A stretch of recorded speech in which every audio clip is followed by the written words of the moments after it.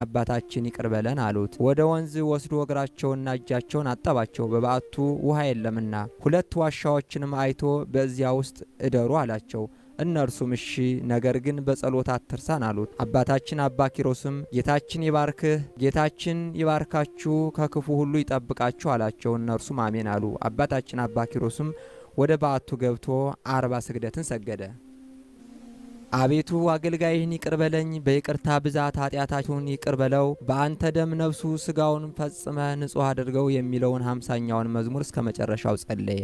ዳግመኛም ለእነዚህ ለተራቡ እንግዶች ምግብ ምን አቀርብላቸዋለሁ? ከዚህም የከሰለጠነ ከሰማያዊ ህብስት እንዳልሰጣቸው እንደ አባቴ እንደ በብኑዳ ስጋዬ ለአንበሳ እንዳትሰጥ ፈራለሁ። አቤቱ ጌታ ኢየሱስ ክርስቶስ ሆይ የማደርገውን ንገረኝ አለ። ይህንን እያለ ሲያዝን ቅዱስ ሚካኤል ወደ እርሱ መጥቶ አባ ኪሮስ ምን ያሳዝናል አለው።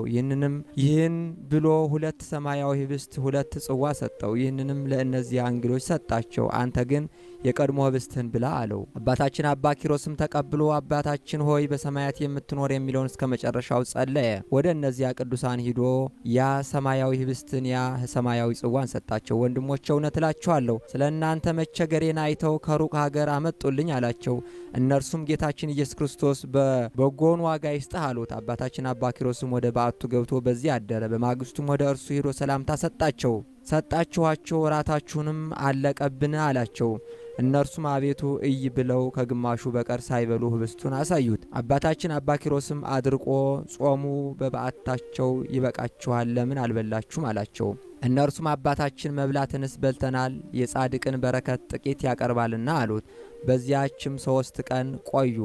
እንዴት እንደነበሩ አኗኗራቸውን ለአባታችን ለአባ ኪሮስ ነገሩት። አባታችን አባ ኪሮስም አጋንንትን ጠርቶ ወደ እነዚህ ቅዱሳን እንዳይቀሩ በእግዚአብሔር ስም አወጣቸው። እነዚያን ቅዱሳንም ከዛሬ ጀምሮ ክፉ ነገር አያገኛችሁም፣ በሰላም ወደ አባታችሁ ሂዱ አላቸው።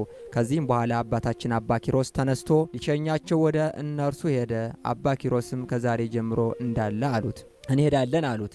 አባታችን አባ ኪሮስም በሰላም ሂዱ አላቸው። ከጽዋውም ከ7ኛው እጅ ከህብስታቸው ከግማሹ በቀር ሳይበሉ ያን ህብስትና ያን ጽዋ አሳዩት። አባታችን አባ ኪሮስም አድርቆ ዘወትር በጸሎታቸው ያስቡት ዘንድ አስቡን፣ ይህም ለመንገዳችሁ ስንቅ ይሁናችሁ ብሎ ሰጣቸው። ወንድሞቼ የእግዚአብሔር በረከት እንዳታጡ ለሌላ አትስጡ።